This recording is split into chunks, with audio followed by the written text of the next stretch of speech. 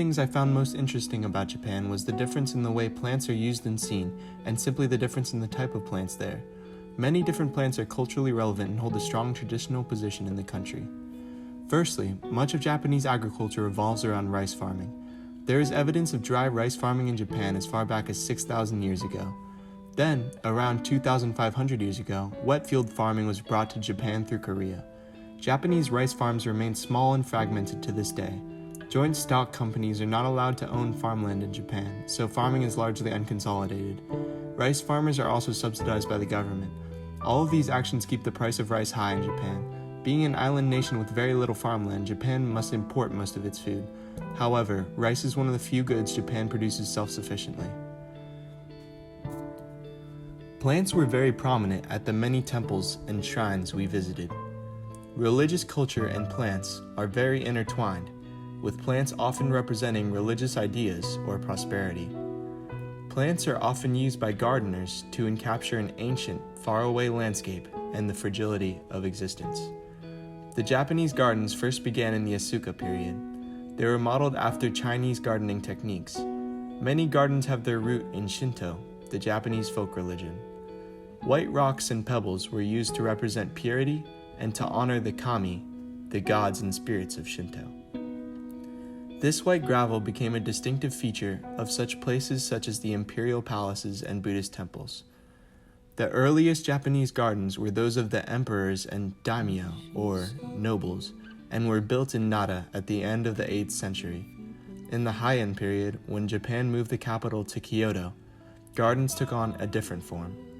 Many became water gardens, where the nobles could promenade in boats and enjoy pastimes such as writing poetry, listening to music, singing, and relaxing while viewing the garden. After the shogun took power in the Kamakura period, relations once more opened with China and a new form of Buddhism was brought to Japan, Zen Buddhism. Zen Buddhism popularized another form of Japanese gardening, the Japanese rock garden. These gardens have raked white sand or gravel in place of water and carefully arranged rocks in the center.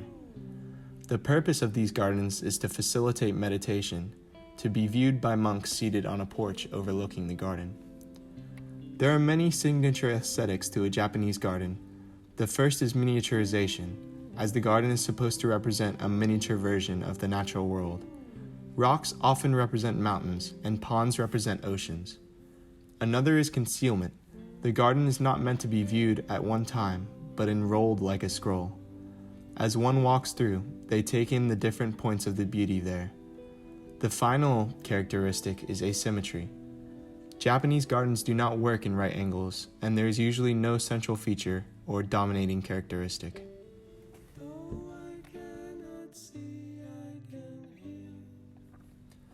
We saw many different plants at the Kyoto Imperial Palace, including a water garden. In front of the emperor's ancient residence stood a few trees which each represented something for the emperor's rule. The first was a plum tree, which represented prosperity. The rainy season is even called the plum rain due to the correlation between plums and growth. The red plum and the white plum together represent happiness, and plums can be used for plum liquor and salted plums. There was also an orange tree on the palace ground which too represented prosperity, and it had been standing for 60 years. A cherry tree stood next to it, which represented longevity and had been alive for 170 years.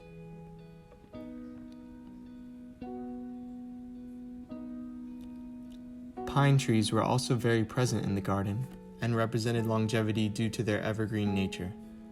There were 640 pine trees in total on the palace grounds. We viewed many plants in the cities we visited that had many beautiful flowers, one of which was the Japanese buttercup. This is the camellia, which represents love when red and waiting when white.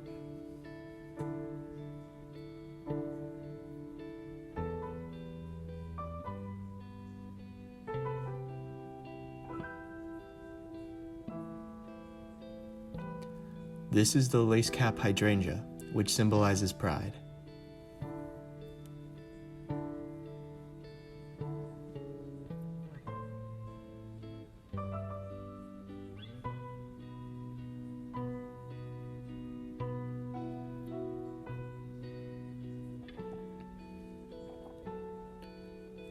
and there are many others.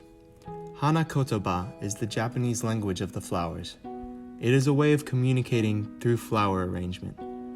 Physiological effects and action under the color of the flowers put into words from the impressions of nature and the presence of thorns with the height of tall plants, flowers, and garlands of flowers through the various types. These are meant to convey emotion and communicate directly to the recipient or viewer without needing the use of words. In this language, lilies can represent many things. White lilies represent purity. Orange lilies represent hatred. White spider lilies are sweet, while red ones are lost memory or abandonment. And lastly, tiger lilies represent wealth.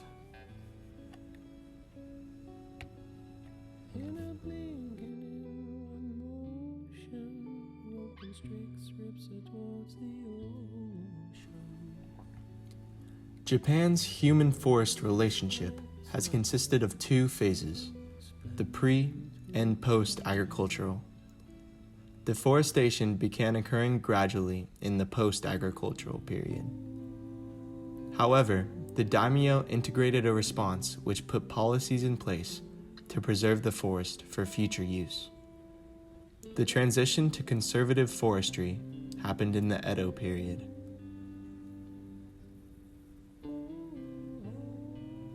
Japan is a nation heavily covered by forest. About 67% of its land is forest, making lumber one of the few resources that, like rice, is grown in-country. However, much of their forest is very protected. About 40% of the forest is plantation, cedar and cypress trees that will grow quickly and be able to produce more wood. A full-fledged cedar tree needs 60 to 80 years to develop. These plantations have caused a widespread problem of cedar allergies in the Japanese populace. However, after liberalizing timber imports in 1960, Japanese self-sufficiency in wood has gone from 90% to 20%. Many plantations have fallen into disrepair and unuse. Japan's vast forests are also very helpful to hold the soil in place. In a country with numerous natural disasters, a lot of damage can be done by landslides and earthquakes. The trees help to stabilize this land.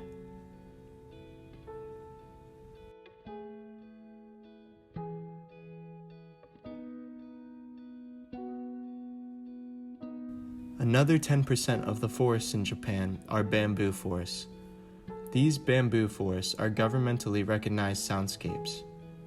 The bamboo forest in Arashiyama, Sagano, draws in millions of visitors every year. Bamboo, due to its sturdy structure, is a symbol of prosperity in Japan. Bamboo and sasa, or bamboo grass, are used in many festivals to ward off evil. On Tanabata, or July 7th, people write their wishes on strips of paper of various colors and hang them on sasa. Bamboo appears in many ancient tales. Takatori Monogatari, or The Tale of the Bamboo Cutter, is the oldest narrative literature in kana script, and one of the most beloved stories in Japan. The story is about Kaguya Hime, who is found inside a bamboo stalk. An old man and woman raise her, and she becomes a beautiful woman.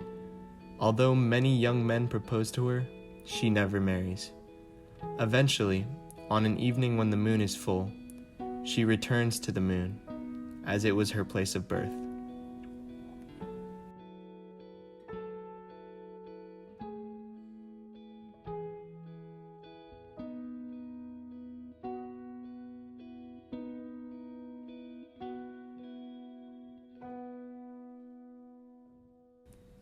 Plants are very essential to the culture of Japan. They are widespread and varied in use throughout the country. I was amazed by the details of the plants in Japan, and now I hope you are too.